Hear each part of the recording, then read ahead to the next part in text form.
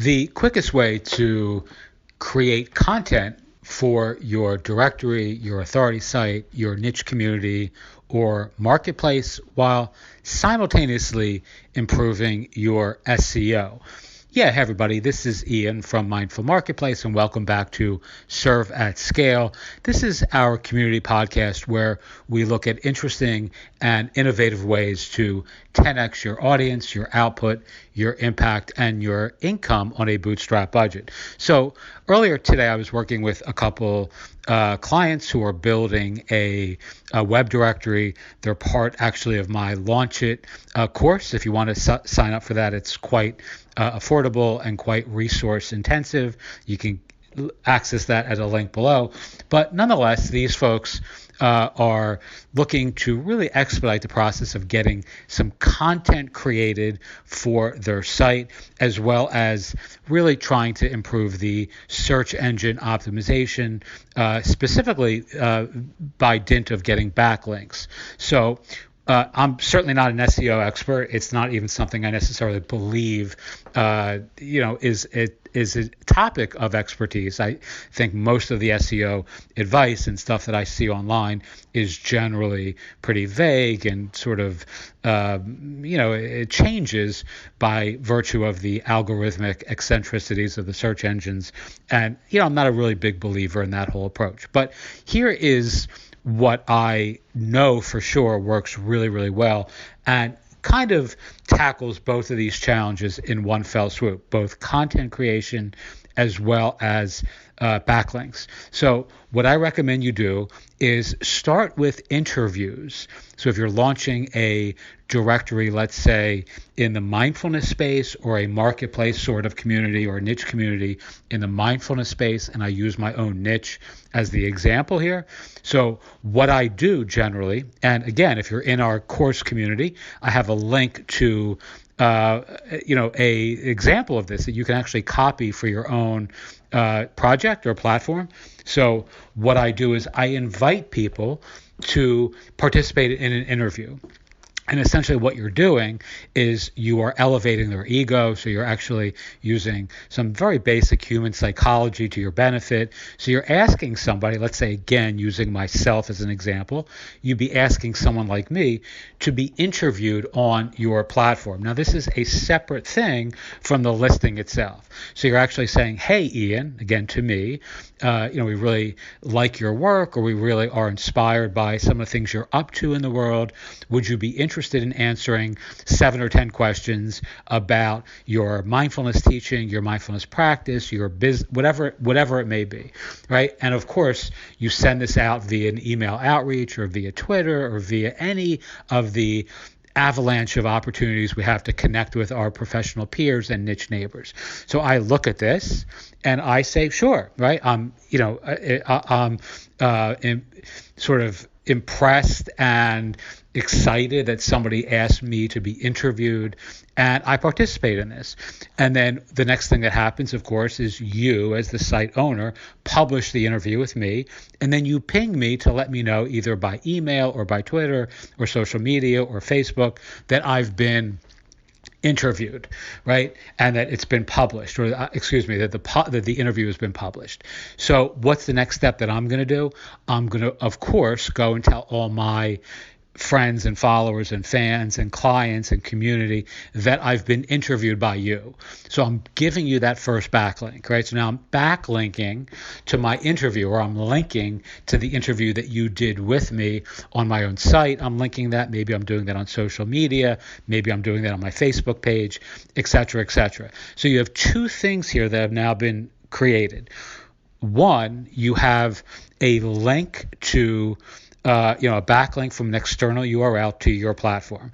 Two, you have content that was created by one of your users, not by you. That can be fairly lengthy, by the way. I've done these and have had 5, 6, 7,000 word essay responses from the folks who've participated. So they're creating content that is going to give you this really great SEO boost, right? Organic content that's user generated. In other words, I generated this content by answering your questions. And at the same time, linking back to your site. So I'm sharing your resource with all of my readers, my clients, my community, my fans, my followers, my friends, etc., giving you two really, really big bumps and solving two problems really quickly. The other thing, of course, you can do is on your own social media, you can ping or mention the people that you're interviewing, right? So you're also going to have all the benefit of that as well. So then the people will share your share of that content. So you're getting the viral effect there as well. All right, so that's a really easy way of, if you rinse and repeat this strategy, 5, 7, 10, 20 times a month for a couple months, you are going to get a shit ton of backlinks to your community, or links. I don't even like using the word backlinks. You're going to get a lot of people linking to you from wherever it is that they show up in the world, their own website, their own communities, their own courses, their own social media, because people want to be acknowledged. People want to be appreciated. People want to be cited as an expert or seem important in whatever niche, vertical, industry, market, or locality that they work and play. So it's a really simple thing. It really is effective. It's not scammy or slimy. It's appreciated, and it's a great way of building relationships and rapport with both your niche neighbors, your professional peers, as well as the folks who are working in the, or interested in the in the topic or the community or the idea that you're building. So if you're building something that's a dental, let's say, I'm just pulling this out of left field, a dental directory of some kind, or a dog walker directory of some kind, and you're interviewing a local dentist or dog walker, and they are pointing back to you on their site, hey, I was just interviewed by Joe Blow, here's the great interview that we did, thank you so much. You are also going to attract not only his professional peers, but you're also going to attract the public who are following him, and they're going to just assume, by, again, virtue of the fact that you have all this perceived authority, that you are a legitimate resource, a legitimate directory, a legitimate site or authority, a community where valuable information can be found about something they're interested in, right? If I'm following a dentist on Facebook, and my dentist, let's say, but I may be in